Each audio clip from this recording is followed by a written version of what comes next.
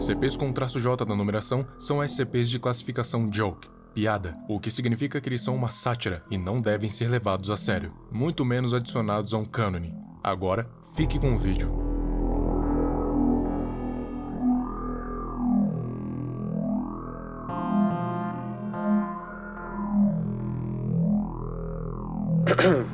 Item número SCP-729-J. Classe de objeto Kit Talmiel. Vem cá, a gente pode por acaso fazer uma nova classe de objeto pra essa coisa? Tipo, Apollyon Mine? Procedimentos especiais de contenção.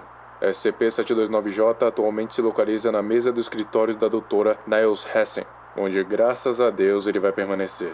Solicitar testes é por sua conta e risco. O objeto brecha a contenção em uma frequência alarmante. Só que até mesmo a FTM no 7, o martelo abaixo, se nega a chegar perto dessa merda, então ele faz o que ele quiser. Todos estamos sob sua mercê. Doutora Hessen foi ordenada a entregar o SCP para ele ser devidamente contido. Quando alguém tiver coragem de escrever um e-mail para ela. Descrição. SCP-729-J supostamente devia ser um brinquedo, só que eu quero saber quem é um doente mental que daria isso para uma criança. O rótulo diz que é feito de fibra de poliéster, mas todos sabemos que é feito do estofado do sofá do Satanás, ou algo do tipo. Seu reino de terror começou durante uma brecha de contenção do SCP-106. SCP-106 conseguiu prender a Dra. Hessen em seu escritório e fez um buraco na porta quando viu o maldito SCP-729-J. SCP-106 ficou completamente paralisado e começou a encarar ele, mostrando interesse nenhum na Dra. Hessen. Então o SCP-106 começou a andar para trás, para sair do escritório dela, nunca quebrando o contato visual com aquela desgraça, até chegar no final do corredor e rapidamente se materializou novamente na sua câmara de contenção. Deve ser notado que o SCP-106 ficou mostrando o dedo do meio durante todo o encontro. A reação do SCP-106 é francamente bastante compreensível, e vários pesquisadores que testemunharam o evento foram encontrados juntos ao SCP-106 em sua câmara de contenção. Olá, amante do terror. Um monte de testes já foram feitos com o SCP-729-J, e eu vou citar aqui os SCPs que a gente já conhece bem. Com o SCP-3000 jogaram a pelúcia no oceano, e depois de 2 horas, a presença do Anantachecha simplesmente sumiu do radar. Sim, ele fugiu. Só que eles não conseguiram puxar o SCP de volta, eles iriam ter que mergulhar. Ouça as palavras do Dr. Baden. Eu disse que a gente devia se alongar antes, mas não, vamos jogar ele toda sexta-feira, né? Vocês já estão treinados. Vocês deviam ter me escutado. No dia seguinte, eles conseguiram recuperar o objeto, só que tinha um bilhete à mão escrito lá também. Um bilhete do SCP-3000, escrito não sei como. Ele dizia: certo, pensei que nós tínhamos um combinado. Eu faria algumas consciências virarem espaguete e vocês teriam suas coisas de esquecimento de graça. Mas tudo bem, vocês ganharam. Vocês podem pegar essas coisas de esquecimento de graça. Suprimento pra vida toda, mas por favor, há uma condição. Mantenha aquela coisa fora do meu oceano. Eu vou sair um pouco. Eu preciso recompor meus ânimos. Ok.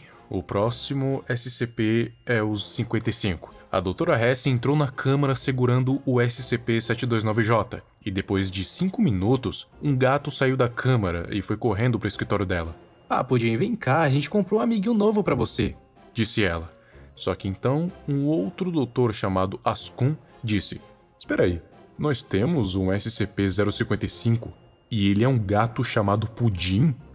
O SCP-682 foi neutralizado, acredite se quiser. A gente não sabe como, só sabemos que ele conseguiu matar o lagarto imortal de alguma forma.